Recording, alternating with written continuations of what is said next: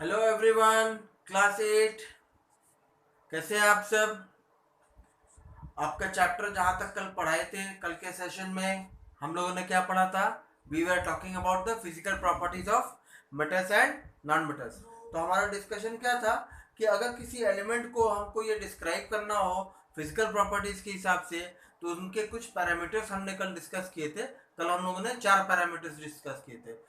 So the last point that we had discussed yesterday was the state, है ना? Lustre lustre discuss किया था। Lustre में क्या था कि हम लाइट के प्रॉपर्टी के अनुसार, लाइट के रिफ्लेक्शन के अनुसार हम लोगों ने बताया था कि जो एलिमेंट्स जो है जिसका सरफेस लाइट के पड़ने पर जिसका सरफेस शाइन करता है उसको हम कहते हैं लस्ट्रस, और जिसका सरफेस जो है वो लाइट के इफेक्ट में शाइन नहीं करता है वो कहते हैं, उसको कहते हैं हम नॉन लस्ट्रस, है ना? तो basically metals are lustrous by nature and non metals are non lustrous by nature, है ना? तो आगे बढ़ते हुए फिजिकल प्रॉपर्टीज में ही बाकी और भी जो प्रॉपर्टीज हैं हम आज उसके ऊपर चर्चा करेंगे। ठीक है, देखिए, एक चीज का ध्यान रखना है कि किसी भी प्रॉपर्टी के ऊपर में जब हम बात कर रहे हैं तो उस प्रॉपर्टी का बेसिक कंसेप्ट क्या है, कि उस प्रॉपर्टी को हम कैसे समझेंगे, कि वो प्रॉपर्टी कैसे वर्क करता है किसी मेटल के लिए या नॉन मेटल के लिए, तो वो समझना बहुत जरूरी है। जैसे फॉर एग्जांपल जब हम लोग बात कर रहे हैं लस्टर का, तो लस्टर में एक प्रॉपर्टी हमने बताया कि जो लस्टर का, मेटल का लस्ट्रस होना और नॉन मेटल का नॉन लस्ट्रस होना, ये तो याद करने के लिए आराम से याद कर सकते हैं। लेकिन याद करने के साथ साथ ये हमको समझना पड़ेगा कि ये लस्टर नेचर होता क्या है। What do you mean by lustre of any element? किसी एलिमेंट में लस्टर प्रॉपर्टी देखना है मतलब क्या चेक करना है? हमको ये चेक करना है कि on the falling of light rays on the surface of any element, if the surface shines, then that element is proposed to be a metal, है ना? वो मेटल होने का चांसेस उसका है अगर उसके सरफेस पर लाइट पड़ रहा है और लाइट पड़ने पर उसका सरफेस शाइन कर रहा है तब, है ना? तो इस चीज का ध्यान रखना बहुत जरूरी है कि उस प्रॉपर्टी का बेसिकली मतलब क्या है ना? तो वैसे ही हम लोग आगे बढ़ते हैं। अगला प्रॉपर्टी जो है वो दिया हुआ है डक्टिलिटी, है ना? तो डक्टिलिटी में आप जैसे बुक में अगर आप पढ़ेंगे तो बुक में बेसिकली लिखा हुआ है, लेकिन डक्टिलिटी को समझना बहुत जरूरी है कि डक्टिलिटी ये प्रॉपर्टी कैसे दिखता है और ऐसे ये प्रॉपर्टी किस वक्त नजर आएगा किसी भी मेटल या नॉन मेटल में। तो आपको बताए होंगे कि जब स्ट्रेंथ बता रहे थे, है ना, और हार्डनेस बता रहे थे, तो दो फोर्स का बात किए थे, है ना? अब इसी दोनों फोर्स का जरूरत पड़ेगा आपको डक्टिलिटी और मेलिएबिलिटी में। बात समझ में आया? डक्टिलिटी और मेलिएबिलिटी में उन्हीं दोनों फोर्स का जरूरत पड़ेगा। फोर्स का नाम याद दिला देते हैं आपको। जब हम लोग हार्डनेस का बात कर रहे थे तो कंप्रेसिव फोर्स का बात कर रहे थे, और जब स्ट्रेंथ का बात कर रहे थे तो टेंसाइल फोर्स का बात कर रहे थे, है ना? तो अब बात करते हैं टेंसाइल फोर्स का। टेंसाइल फोर्स कैसा फोर्स होता है? वो एक तरह का पुल फोर्स होता है। वो क्या करता है? ऑब्जेक्ट को जब हम दोनों एंड से पकड़ के खींचेंगे खींचेंगे तो खींचने के दौरान जो फोर्स लगता है ना, जैसे देखिए हम इधर से इसको इधर खींच रहे हैं और इसको इधर खींच रहे हैं, है ना? तो दोनों तरफ से जो पुल करने का फोर्स लगा रहे हैं, इस तरीके के फोर्स को कहते हैं टेंसाइल फोर्स। क्या फोर्स कहते हैं? इसको कहते हैं टेंसाइल फोर्स। टेंसाइल फोर्स का नेचर कैसा होता है? वो एक तरह का पुल फोर्स होता है, खींचने वाला फोर्स होता है। बात समझ में आया? तो अगर हमको किसी एलिमेंट का मेलिएबिलिटी चेक करना है ना, कि वो जो एलिमेंट है वो मेलिएबल है या नॉन मेलिएबल है ना, तो बाद में इस पे पहुंचेंगे कि मेटल क्या होता है, नॉन मेटल क्या होता है मेलिएबिलिटी के हिसाब से, वो अलग बात है। वो तो याद करने के लिए याद कर सकते हैं, लेकिन पहले समझना पड़ेगा कि टेंसाइल फोर्स मेलिएबिलिटी में किस तरीके से काम करता है ना? हम मान लेते हैं फॉर एग्जांपल ये एक एलिमेंट है, इसका मेलिएबिलिटी चेक करना है, तो हम क्या करेंगे? इस एलिमेंट के दोनों एंड पर फोर्स लगाएंगे और फोर्स लगाकर इसको खींचेंगे। खींचने पर क्या होगा? कोई चीज जो है वो इलास्टिक होता है, मतलब खींचने पर पुल फोर्स जब लगाते हैं तो उसके अंदर इलास्टिसिटी चेक किया जाता है कि वो कितना लचीला है, वो कितना लचीला है। तो जब टेंसाइल फोर्स लगाएंगे तो टेंसाइल फोर्स लगाने पर क्या होगा? ये जो मेंबर है, ये जो एलिमेंट है, ये एलिमेंट या फिर खींचेगा या फिर नहीं खींचेगा। नहीं खींचेगा तो क्या होगा? ये टूट के दो टुकड़े में हो जाएगा। बात समझ में आ रहा है? ये अपना लंबाई नहीं बढ़ाएगा और लंबाई नहीं बढ़ने के कारण क्या होगा? ये टूट जाएगा, ये दो टुकड़े में टूट जाएगा, है ना? तो जब मेलिएबिलिटी चेक करते हैं तो एलिमेंट पर जब टेंसाइल फोर्स लगाते हैं, पुल फोर्स लगाते हैं, तो पुल फोर्स लगाने के दौरान क्या होगा? ये जब पुल फोर्स हम लगाएंगे किसी भी एलिमेंट के ऊपर, तो अगर ये टेंसाइल फोर्स लगाने पर उसकी लंबाई बढ़ जाए, और लंबाई इस हिसाब से बढ़े कि लंबाई बढ़ तो रहा है लेकिन ये एलिमेंट टूट नहीं रहा है। क्या नहीं हो रहा है? टूट नहीं रहा है ना, इट विल नॉट ब्रेक, है ना। On application of tensile force on an element, if the element does not break and the length of the element is increases, अगर उसका लेंथ जो है वो टेंसाइल फोर्स लगाने पर उसका लंबाई बढ़ने लगे, और लंबाई बढ़ने के साथ साथ वो टूटे नहीं, वो टूटना नहीं चाहिए, तो क्या कहेंगे कि बोलेंगे ये मेलिएबल है। क्यों? ये टेंसाइल फोर्स को झेल सकता है ना। टेंसाइल फोर्स लगाने पर लंबा तो होगा लेकिन टूटेगा नहीं, है ना। तो इस दौरान क्या होता है कि जब इसको दोनों एंड से पकड़कर हम टेंसाइल फोर्स लगा के इसको खींचेंगे, तो अगर ये मेलिएबल होगा तो क्या होगा, इसकी लंबाई जो है वो लंबाई बढ़ जाएगी लेकिन ये टूटेगा नहीं। क्या होगा, ये उस टेंसाइल फोर्स को झेल जाएगा और उस टेंसाइल फोर्स को क्या किसमें कन्वर्ट कर देगा, अपने लंबाई को बढ़ाने में कन्वर्ट कर लेगा, लेकिन टूटेगा नहीं, है ना। तब क्या कहेंगे इसको, तब कहेंगे ये एक मेलिएबल एलिमेंट है। Basically all the metals are malleable by nature, जितना भी मेटल होता है वो मेलिएबल होता है ना। और अगर किसी एलिमेंट पर हम टेंसाइल फोर्स लगाए और वो इस टेंसाइल फोर्स को झेल नहीं पाया, अपना लंबाई नहीं बढ़ा पाया, तो क्या होगा, उस टेंसाइल फोर्स के कारण क्या होगा, ये दो टुकड़े में टूट जाएगा, है ना, दो टुकड़े में टूट जाएगा। तो अगर ये दो टुकड़े में टूट जाता है और टेंसाइल फोर्स को नहीं झेल पाता है, तब इसकी प्रॉपर्टी को हम क्या कहेंगे, बोलेंगे इस प्रॉपर्टी का जो, इस एलिमेंट का जो प्रॉपर्टी है वो क्या है, ये नॉन मेलिएबल है। क्या है? नॉन मेलिएबल है ना। तो बेसिकली जितने भी नॉन मेटल्स होते हैं, है ना, most of them are non malleable by nature and metals are malleable by nature. Malleability कैसे चेक करते हैं? ये चेक करते हैं on application of tensile force, on application of tensile force. तो हम यहाँ पर लिखते हैं मेलिएबिलिटी चेक होता है on application of tensile force, है ना। और मेटल्स में क्या होगा, मेटल्स में ये डक्टाइल होगा, मेटल्स में ये डक्टाइल होगा, और नॉन मेटल्स में ये नॉन डक्टाइल होगा। बात समझ में आया? क्या होगा, ये नॉन डक्टाइल होगा। किस केस में? नॉन मेटल्स के केस में ये नॉन डक्टाइल होगा, है ना। मेटल्स, है ना, यहाँ पे जब भी लिखेंगे तो मेटल के पहले लिखेंगे हम, नॉन मेटल्स के बाद में लिखेंगे नॉन मेटल्स।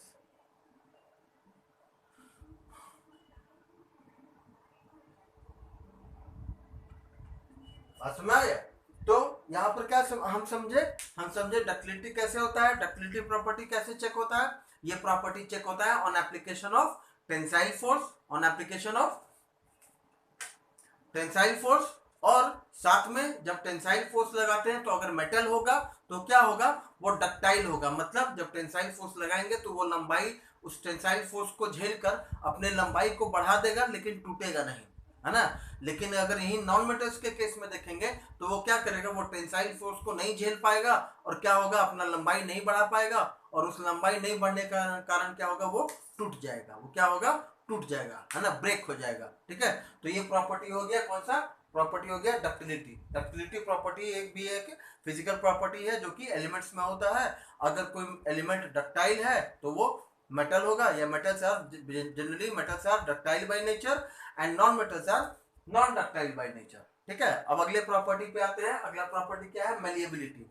तो हम आपको बताए कि टेंसाइल फोर्स के साथ एक और फोर्स का जिक्र किए थे जब हम हार्डनेस का जिक्र कर रहे थे। तो हार्डनेस का जब जिक्र कर रहे थे तो जिस फोर्स का बात कर रहे थे वो कौन सा फोर्स था, वो था कंप्रेसिव फोर्स। कौन सा फोर्स था, कंप्रेसिव फोर्स, कंप्रेसिव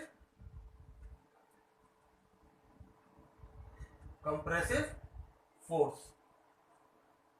ठीक है, तो कंप्रेसिव फोर्स क्या होता है, जब किसी भी एलिमेंट को हम ऊपर से फोर्स लगाकर उसको दबाने की कोशिश करते हैं, कंप्रेस करने की कोशिश करते हैं। जब हम उसको ऊपर से ऐसे दबाएंगे, कंप्रेस करेंगे, तो कंप्रेस करने के दौरान जो फोर्स लगता है उस फोर्स को कहते हैं कंप्रेसिव फोर्स। कौन सा फोर्स कहते हैं, कंप्रेसिव फोर्स। कंप्रेसिव फोर्स में ही वर्ड दिख रहा है, कंप्रेस करना। कंप्रेस करना मतलब दबाव डालना, उसको कुचलना, ठीक है, क्रश करना। ठीक है, क्रश करना मतलब समझ रहे हैं ना, दबाकर उसको कंप्रेस करना। बात समझना है? कंप्रेस का मतलब उसके ऊपर ऐसा फोर्स लगाना, ऊपर से ऐसा फोर्स लगाना ताकि वो दब जाए, मतलब चिपटा होने का कोशिश करे, चपटा होने का कोशिश करे। बात समझना है?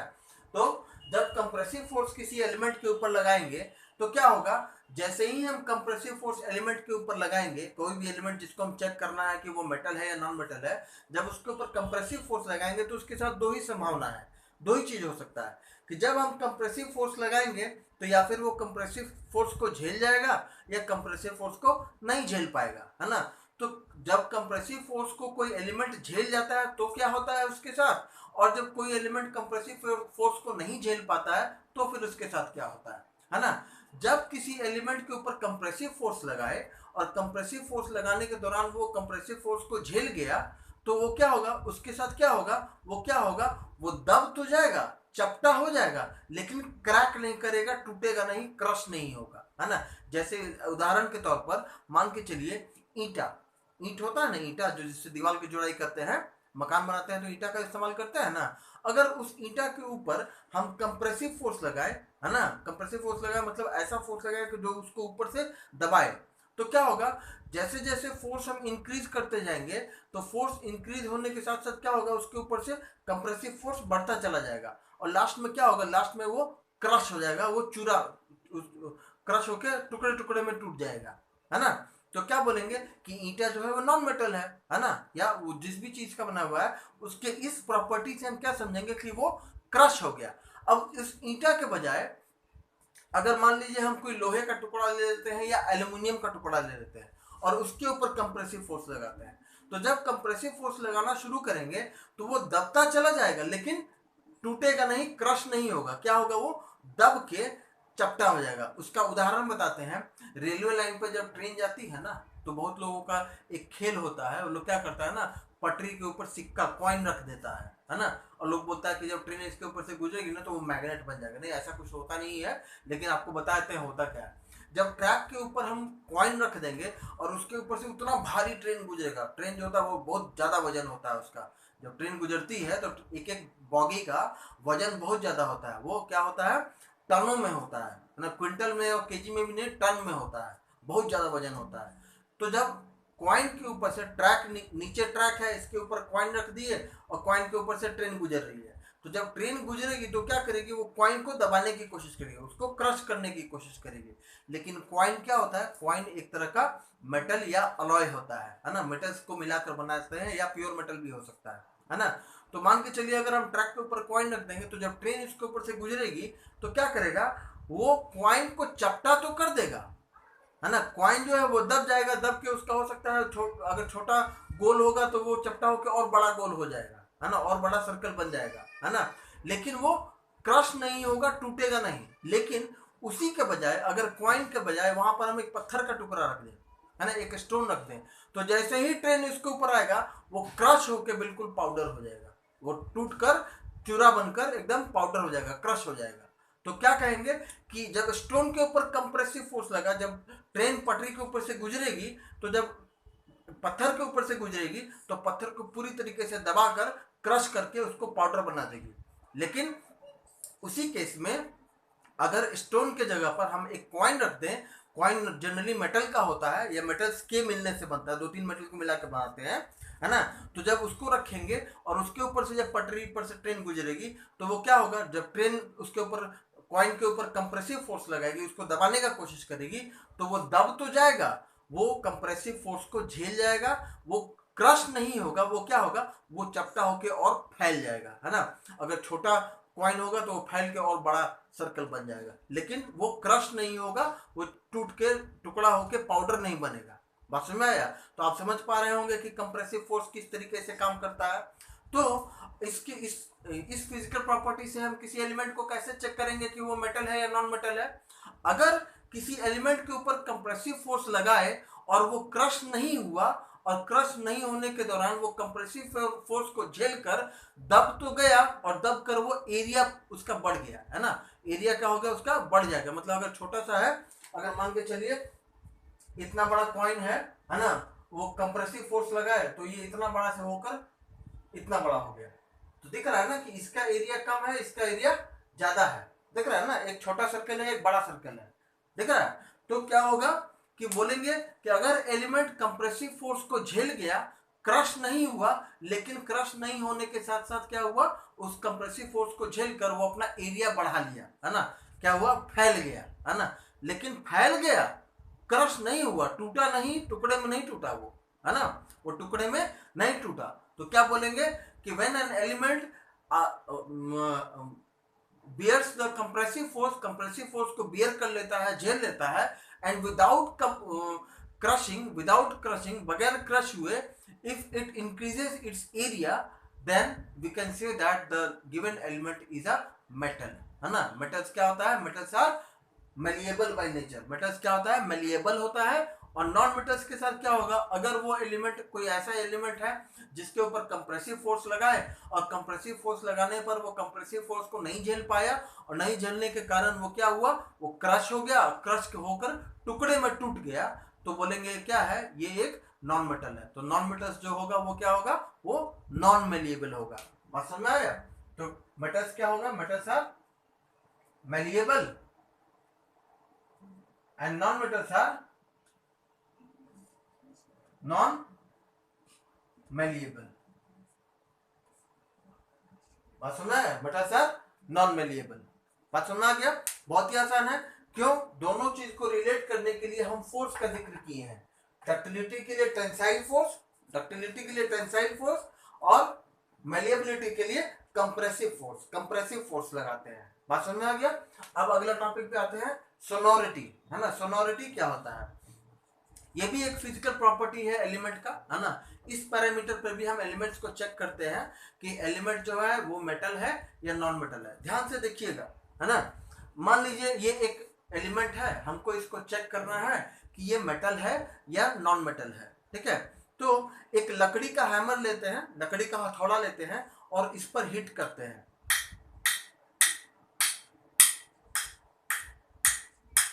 ठीक है। और ऐसा हिट करने पर, हैमरिंग करने पर, जब लकड़ी के हैमर से हैमरिंग करने पर इसका जो इस तरीके का आवाज आ रहा है, इस आवाज को कहते हैं डल आवाज, है ना, डल साउंड कहते हैं इसको, है ना। और इसी के बजाय अगर कोई मेटल हुआ, है ना, और जब मेटल को ऐसे हैमर करेंगे, मेटल को ऐसे हैमर करेंगे तो क्या होगा, उससे रिंगिंग साउंड निकलेगा, गूंजने वाला आवाज निकलेगा, है ना। ये ठक ठक ठक ठक कर रहा है ना, इस साउंड को कहेंगे this is a dull sound, है ना। और इसी के बजाय अगर मान लो वो पीतल का या लोहे का या एल्युमिनियम का अगर लेंगे और उस पर हिट करेंगे, तो उस पर हिट करने के दौरान रिंगिंग साउंड सुनाई देगा, टन टन आवाज करेगा, है ना। तो ये जो टन टन आवाज करता है ना, इस साउंड को कहते हैं रिंगिंग साउंड। बात समझ में आया।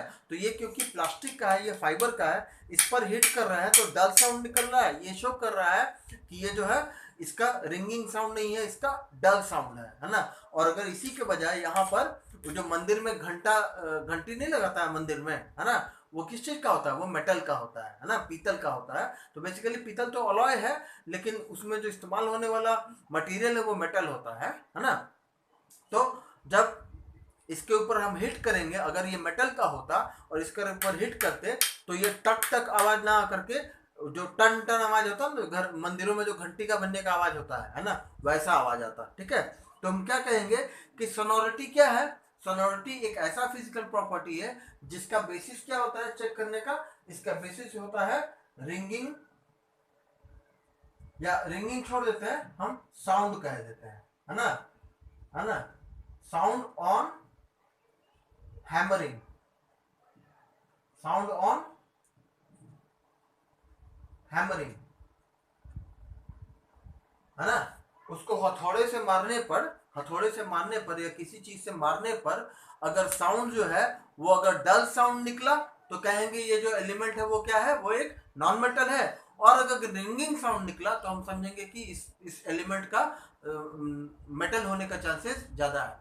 तो इससे हम क्या समझे कि सोनोरिटी जो प्रॉपर्टी है उसमें उस प्रॉपर्टी को चेक करने का पैरामीटर क्या है, जो साउंड निकलता है ऑन हैमरिंग, है ना, मारने पर जो साउंड निकलता है उस साउंड के हिसाब से हम एलिमेंट्स को चेक करते हैं कि दिया हुआ एलिमेंट जो है वो मेटल है या नॉन मेटल है। तो ऐसा करने पर क्या होता है, दो तरीके का साउंड निकल सकता है ना। एक साउंड जो होता है उसको कहते हैं रिंगिंग साउंड, जो आवाज गूंजता हो जैसे नहीं, घर से कई कई मीटर दूर अगर मंदिर भी होता है और उस मंदिर में घंटी बज रहा होता है तो वहां का निकलने वाला जो घंटी का आवाज होता है वो घर तक सुनाई देता है ना। या मंदिर में कहीं पर भी घंटी बज रहा हो, मंदिर के गेट पर पे खड़े रहेंगे तो भी आवाज सुनाई देता है। लेकिन अगर मान लीजिए हैमरिंग करने पर जो साउंड निकल रहा है वो डल साउंड है, तो वो आवाज क्या होगा, वो आवाज कुछ दूरी तक, मतलब कुछ मीटर तक, कुछ फीट तक ही सुनाई देगा, है ना, वो ज्यादा दूर तक नहीं सुनाई देगा, है ना। तो वैसे केस में क्या कहेंगे कि हम एलिमेंट्स को अगर चेक करना है कि मेटल है या नॉन मेटल है, तो क्या करेंगे, उसके सरफेस को हिट करेंगे, और हिट करने पर अगर रिंगिंग साउंड निकल रहा है तो क्या होगा, और अगर डल साउंड निकल रहा है तो क्या होगा। रिंगिंग साउंड क्या होता है बता चुके हैं, डल साउंड कैसा होता है वो भी हम आपको सैंपल दिखा चुके हैं या डेमो करके दिखाए हैं अभी, है ना। तो ज्यादातर प्रॉपर्टी जो मेटल्स का है, metals are sonorous by nature, metals are sonorous by nature. Sonorous nature का मतलब क्या है कि जब मेटल्स के सरफेस के ऊपर हिट करते हैं, हैमरिंग करते हैं, हथौड़े से मार के देखेंगे या किसी भी चीज से हिट करेंगे उसके सरफेस के ऊपर, तो जब सरफेस के ऊपर हिट करेंगे ना तो रिंगिंग साउंड निकलेगा, है ना। कैसा साउंड निकलेगा, रिंगिंग साउंड, गूंजने वाला आवाज निकलेगा, है ना, गूंजने वाला आवाज, ठीक है।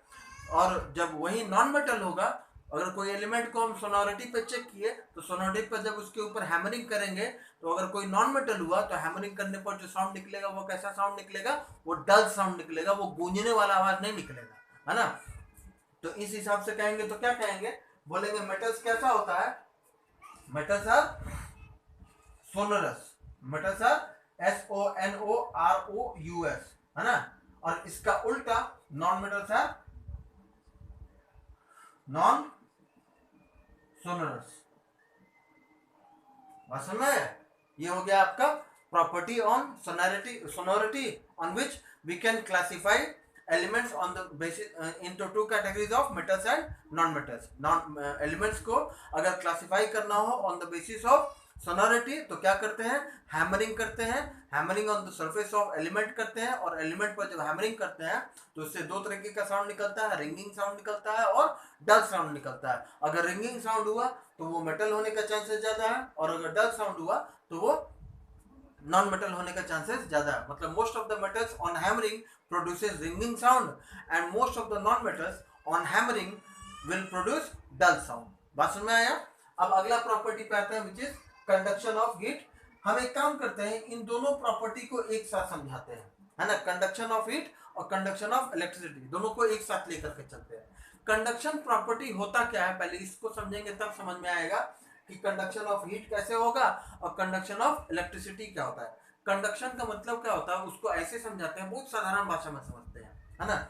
जब बस में चढ़ते हैं तो बस में कंडक्टर होता है, बस में कौन होता है, कंडक्टर होता है। कंडक्टर का काम क्या है, what is the duty of a conductor. Conductor का काम है पैसा, फेयर कलेक्ट करना, भाड़ा कलेक्ट करना कंडक्टर का काम है। उसका काम क्या है, कलेक्ट करना, है ना, कलेक्ट करना उसका प्रॉपर्टी। तो उसके उस कलेक्शन वाले प्रॉपर्टी को लेकर के चलते हैं कि कोई भी अगर कंडक्टर होगा तो क्या करेगा, वो कलेक्ट करेगा, है ना। अब आते हैं इस बात पर कि कंडक्शन ऑफ हीट और कंडक्शन ऑफ इलेक्ट्रिसिटी का क्या मतलब होता है ना। इसको बहुत डीप में इसलिए नहीं बता रहे हैं क्योंकि अगले क्लास में जब आप 9वीं क्लास में जाएंगे तो ये चीज फिर मिलेगा और 10वीं क्लास में भी फिर मिलेगा। लेकिन 9वीं और 10वीं क्लास में जब पढ़ेंगे तो वहां पर कुछ चीज और ऐड हो जाता है। तो जो चीज ऐड होता है उसके ऊपर इस वक्त चर्चा इसलिए नहीं करेंगे क्योंकि वो आपके लिए बहुत हाई स्टैंडर्ड हो जाएगा और उसको समझाने के लिए 3-4 क्लास लग जाएगा, जो आपके एज ग्रुप या आपके क्लास के स्टैंडर्ड के अनुसार नहीं है। आप बस ये समझिएगा कि कोई एलिमेंट है ना, उसको हीट कंडक्ट करना है और इलेक्ट्रिसिटी कंडक्ट करना है। तो एक बात तो पहले हम आपको डिसाइड करके बता देते हैं कि जो हीट कंडक्ट करेगा वो इलेक्ट्रिसिटी को भी कंडक्ट करेगा, क्योंकि कंडक्ट करने वाला जो काम जिसको करना है ना, वो दोनों में होता है ना। जो कंडक्ट करने वाला काम है, हीट को कंडक्ट करना है, हीट को कलेक्ट करना है और इलेक्ट्रिसिटी को कलेक्ट करना है। हीट भी एनर्जी है, इलेक्ट्रिसिटी भी एनर्जी है। तो एक्चुअली में क्या करना है, एनर्जी को कलेक्ट करना है ना। हीट भी एक तरह का फॉर्म ऑफ एनर्जी है, इलेक्ट्रिसिटी भी एक फॉर्म ऑफ एनर्जी है। फॉर्म ऑफ एनर्जी समझ रहे हैं ना, the capacity to do work, है ना। हीट भी कोई काम कर सकता है, इलेक्ट्रिसिटी भी काम कर सकता है। अगर हीट नहीं होता तो पानी कैसे खौलेगा किचन में, है ना। अगर इलेक्ट्रिसिटी काम नहीं कर रहा होता तो पंखा कैसे चलता। मतलब पानी गर्म करने का क्षमता हीट में है और पंखा चलाने का क्षमता इलेक्ट्रिसिटी में है, but that means heat and electricity, both of them have capacity to do work. That is why you can say that heat and electricity both are forms of energy. Energy का रूप है, ऊर्जा का रूप है, heat और energy, heat और electricity, है ना। तो जो एलिमेंट होगा वो अगर कंडक्टर हुआ तो उसके अंदर क्या होगा, और अगर वो नॉन कंडक्टर हुआ तो क्या होगा, है ना। तो एलिमेंट अगर है तो जो कंडक्ट करने का काम करना होता है ना, आप अभी के लिए बस इतना जानिएगा कि जो एलिमेंट होता है उसका एटॉमिक नंबर होता है। वो एक नंबर होता है जो हर एक पर्टिकुलर एलिमेंट का अपना अपना होता है ना। जैसे एक उदाहरण के तौर पे बता देते हैं, हाइड्रोजन का 1 होता है, कार्बन का 6 होता है ना। बस में ऑक्सीजन का 8 होता है। ये एटॉमिक नंबर होता है ना। आप यहाँ पे लिख दे रहे हैं, बस आपको समझाने के लिए लिख रहे हैं, है ना। हाइड्रोजन का एटॉमिक नंबर 1 होता है, कार्बन का एटॉमिक नंबर 4 होता है ना। और ऑक्सीजन का एटॉमिक नंबर, ऑक्सीजन का एटॉमिक नंबर 8 होता है, ठीक है। तो ऐसे ही करके जितना भी 118 एलिमेंट है ना, सब आप समझ में आ रहा होगा 118 क्यों कहा जा रहा है ना। 118 भी किसी न किसी का एटॉमिक नंबर होगा, बात समझ आ गया। तो वैसे ही 118 एलिमेंट का कोई ना कोई एटॉमिक नंबर है, बात समझ आ गया। जब उस एटॉमिक नंबर बेसिकली कहता ये है कि एटॉमिक नंबर ये बताता है कि किसी एलिमेंट में कितना नंबर ऑफ इलेक्ट्रॉन्स मौजूद है, कितना इलेक्ट्रॉन्स मौजूद है उसके एटम में। अब एटम क्या होता है ये तो पढ़े ही होंगे आप, ये तो क्लास 7 में भी पढ़े होंगे, है ना। तो एटम क्या होता है, एटम के अंदर इलेक्ट्रॉन्स होता है। उन इलेक्ट्रॉन्स का ही ड्यूटी है कंडक्ट करने का काम। वो जो कलेक्ट करने का काम है ना, वो किसको करना है, जो एलिमेंट है उसके एटम्स में मौजूद इलेक्ट्रॉन्स को करना है। किसको करना है, एक एलिमेंट है, एलिमेंट का एटम होता है, एटम में इलेक्ट्रॉन्स होता है।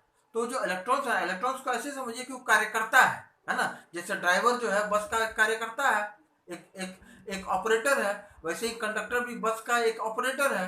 वैसे ही इलेक्ट्रॉन्स जो है वो एलिमेंट का एक ऑपरेटर है, वो कार्यकर्ता है। उसका काम क्या है, उसका काम है कंडक्ट करना। पर इसमें कहते ये हैं कि कोई जरूरी नहीं है कि सारे के सारे एलिमेंट्स का जो इलेक्ट्रॉन्स है वो कंडक्ट करेगा ही करेगा। जो कंडक्ट करेगा वो कंडक्टर है, जिसका इलेक्ट्रॉन्स कंडक्ट करने का काम नहीं करेगा वो बैड कंडक्टर है या नॉन कंडक्टर है। बात समझ में आया।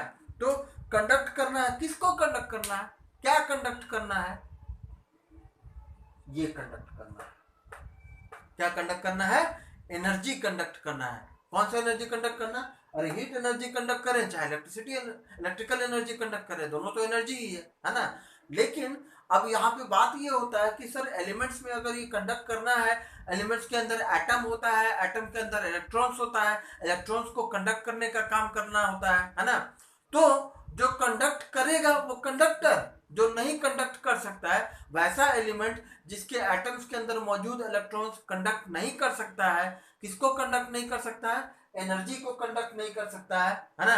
वैसे एलिमेंट को कहेंगे दे आर नॉन कंडक्टर्स। बात समझ में आ गया, है ना। तो जब इसलिए आपको यहाँ से समझ में आ रहा हो कि कंडक्शन क्यों लिखा है, कंडक्शन क्यों लिखा है, कंडक्शन क्यों लिखा है, ये इसलिए लिखा है कि एनर्जी को कंडक्ट करना करेगा या नहीं करेगा, है ना। कोई एलिमेंट के साथ यही ना होगा कि हर एक एलिमेंट का एटम तो होता है ना। हर एक एलिमेंट का एटम होता है दुनिया में, इस धरती पर मौजूद जितना एलिमेंट है 118 एलिमेंट, हर एक एलिमेंट का एटम होता है। हर एक एलिमेंट के एटम में इलेक्ट्रॉन्स भी होता है। लेकिन होता यह है कि कुछ एलिमेंट के एटम्स में मौजूद इलेक्ट्रॉन्स कंडक्शन का काम करता है, और कुछ एलिमेंट्स ऐसा भी है जिसके एटम्स के अंदर मौजूद इलेक्ट्रॉन्स जो है वो कंडक्शन का काम नहीं कर सकता है। उसके ऊपर पाबंदी है, कुछ नियम कानून है, वो नहीं कर सकता है ना। वो क्यों नहीं कर सकता है, और कुछ एलिमेंट्स जो है उसके एटम्स के अंदर मौजूद इलेक्ट्रॉन्स कंडक्शन का काम क्यों कर सकता है या क्यों कर लेता है, ये आपको पढ़ना है अगले क्लास में, 9वीं क्लास में और 10वीं क्लास में। अभी के लिए बस आप इतना ही समझिएगा कि एलिमेंट के अंदर एटम होता है, एटम के अंदर इलेक्ट्रॉन्स होता है, कुछ एलिमेंट का इलेक्ट्रॉन्स जो है वो कंडक्ट करने का कैपेसिटी रखता है, और कुछ एलिमेंट ऐसा भी है जिसके एटम्स में मौजूद इलेक्ट्रॉन्स जो है वो कंडक्शन का काम नहीं कर सकता है। तो जो कंडक्शन का काम कर सकता है वैसे एलिमेंट को कहेंगे गुड कंडक्टर, जो कंडक्शन का काम नहीं कर सकता है उसको कहेंगे बैड कंडक्टर। बात समझ में आ गया? किसको कंडक्ट करना है? एनर्जी को कंडक्ट करना है। जो इलेक्ट्रॉन्स है उसको किसको कंडक्ट करना है, किसको लेना है ना? जैसे बस का कंडक्टर भाड़ा लेता है, तो वैसे ही एलिमेंट्स का जो इलेक्ट्रॉन होगा, एटम्स में मौजूद इलेक्ट्रॉन्स होगा, वो क्या लेगा? वो एनर्जी लेगा। क्या लेगा? एनर्जी लेगा। कौन सा एनर्जी लेगा? हीट एनर्जी लेगा और इलेक्ट्रिकल एनर्जी लेगा। इलेक्ट्रिसिटी का मतलब इलेक्ट्रिकल एनर्जी हुआ, है ना? तो जो एनर्जी ले लेगा वो गुड कंडक्टर, जो एनर्जी नहीं ले सकता है, जो एनर्जी नहीं कंडक्ट कर सकता है, वो बैड कंडक्टर। बात समझ में आ गया? तो इसलिए हम दोनों को एक साथ लेकर चले हैं, क्योंकि जिस एलिमेंट के अंदर कंडक्शन प्रॉपर्टी गुड होता है, जो गुड कंडक्टर होता है, वो हीट एनर्जी भी कंडक्ट करेगा और इलेक्ट्रिकल एनर्जी भी कंडक्ट करेगा। बात समझ में आया?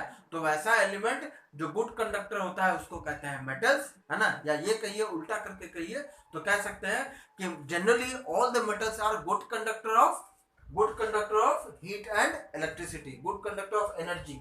कौन सा एनर्जी? Heat energy and electrical energy, है ना? The metals are generally good conductor of heat and electricity, and non-metals are generally bad conductor of heat and electricity. तो इन दोनों को कंबाइन करके लिखेंगे तो क्या लिखेंगे? They are metals are good conductor, metals are good conductor, and non-metals are bad conductor.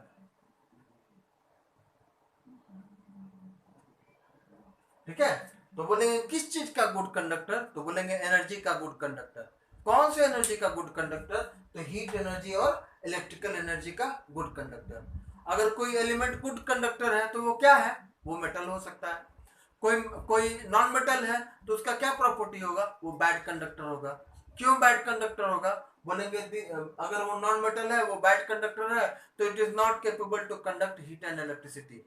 क्यों heat and electricity नहीं कंडक्ट कर सकता है? तो बोलेंगे कि उसका जो नॉन मेटल है उसके एटम में मौजूद जो इलेक्ट्रॉन्स है, they are not capable to conduct heat and electrical energy, है ना? हीट और इलेक्ट्रिकल एनर्जी को कंडक्ट करने का कैपेसिटी उसके एटम में मौजूद जो इलेक्ट्रॉन्स है वो नहीं कर सकता है। इसीलिए वो जो है एलिमेंट जो होगा वो नॉन मेटल होगा, या नॉन मेटल्स में ऐसा होता है। बात समझ में आ गया? तो ये हो गया आपका कंडक्शन प्रॉपर्टी। अब लास्ट में आता है कलर, है ना? कलर पे बहुत ज्यादा चर्चा करने की जरूरत नहीं है ना? क्यों? 118 एलिमेंट है, बहुत सारा एलिमेंट है ना? उसमें जनरली जो चीज कॉमन है वो क्या है कि जितने भी मेटल्स हैं, है ना, जितने भी मेटल्स हैं जनरली उनका कलर जो है वो ग्रेइश या मेटालिक कलर का होता है ना, सीमेंट के कलर का होता है। ज्यादातर मेटल जो है वो ग्रेइश या आपको सीमेंट के कलर का मिलेंगे, है ना?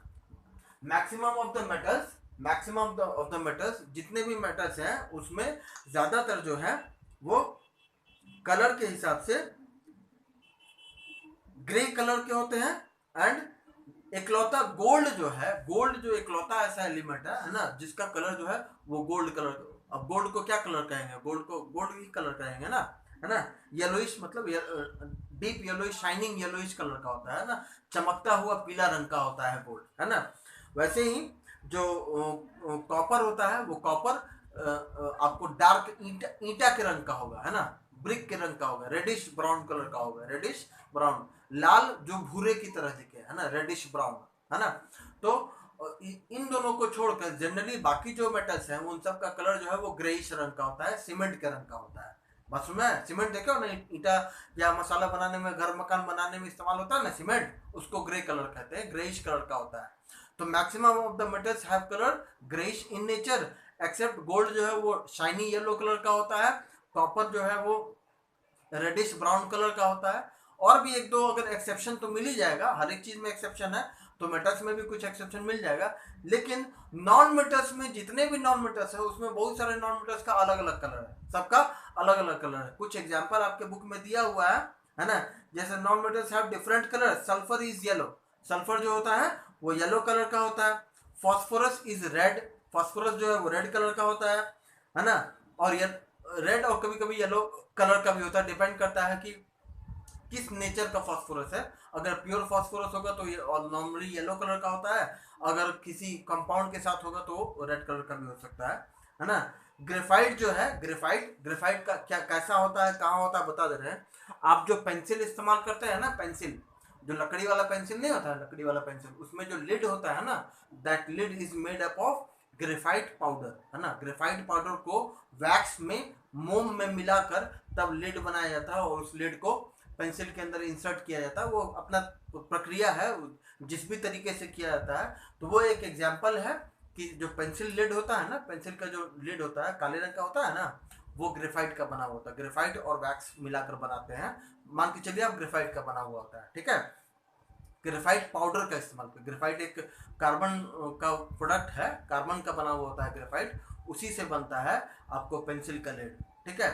तो उसका कलर क्या होता है, वो आपको ग्रेइश कलर का मिलेगा या ब्लैकिश कलर का मिलेगा। अलग अलग रंग का भी मिलता है, नहीं बोलते पेंसिल में लिखा था extra dark colour, H pencil, 2H pencil, 3H pencil, HB pencil, है ना। अलग अलग तरह का पेंसिल मिलता है जिसका डार्कनेस अलग अलग होता है, कोई बहुत काला होता है, कोई कम काला होता है, कोई बहुत एकदम हल्का काले रंग का होता है, ग्रे कलर का होता है ना। तो वो एक एग्जांपल हो गया आपको कलर का। तो नॉन मेटल्स में भी बहुत सारा कलर हो सकता है, कुछ एग्जांपल आप याद रखिएगा। जैसे मेटल्स का भी कुछ मेटल्स का कलर दिया हुआ है और नॉन मेटल्स में भी कुछ नॉन मेटल्स का कलर दिया हुआ है, वो आप एग्जांपल याद रखिएगा। इसलिए क्योंकि जब कलर की बात करेंगे तो आपको कलर के साथ साथ कुछ एग्जांपल लिखना पड़ेगा, जिससे ये क्लियर हो पाए कि कोई डिफरेंट कलर मेटल का या नॉन मेटल का नहीं होता है। हाँ, जनरली ज्यादातर मेटल्स का कलर ग्रेइश होता है, लेकिन 2-3-4 एक्सेप्शन हो सकता है। नॉन मेटल्स में अलग अलग एलिमेंट का अलग अलग कलर होता है, ठीक है। ये कोई कॉमन कलर कोड नहीं है नॉन मेटल्स में, ठीक है। यहाँ पे आपका खत्म हो गया physical properties of metals and non metals. खासकर जो इन प्रॉपर्टीज का बात की है, ये प्रॉपर्टीज बहुत ही इंपॉर्टेंट प्रॉपर्टी है और बहुत जगह काम आएगा, है ना। और जो खासकर जब फिजिकल प्रॉपर्टी को बताए हैं, तो फिजिकल प्रॉपर्टी को बताने के दौरान उसका पैरामीटर क्या है, उस फिजिकल प्रॉपर्टी में कौन सा ऐसा इंपॉर्टेंट साइंटिफिक टर्म है जिसके कारण हम उस फिजिकल प्रॉपर्टी को चेक कर रहे हैं। जैसे यहाँ पर हम बताए टेंसाइल फोर्स, मैलिएबिलिटी में बताए कंप्रेसिव फोर्स, सोनोरिटी में बताए साउंड ऑन हैमरिंग, है ना। जब कंडक्शन में बताए तो एटम और इलेक्ट्रॉन्स के बारे में बताए, ठीक है। तो इन सब चीजों का ध्यान रखना जरूरी है और आपको आना भी चाहिए, इसलिए कंप्लीट नॉलेज होना जरूरी है। आधा अधूरा ज्ञान का कोई मतलब नहीं है ना। कोई भी ज्ञान, किसी भी विषय का अगर आपके पास ज्ञान है तो वो ज्ञान आधा अधूरा नहीं होना चाहिए। आधा अधूरा ज्ञान का बहुत ही खतरनाक रूप होता है और उसका बहुत ही खतरनाक इम्पैक्ट होता है, असर होता है। तभी ना हिंदी में कहावत है, अधजल गगरी छलकत जाए, अधजल गगरी छलकत जाए। आधा घड़ा जो होता है ना वो बहुत छलकता है ना।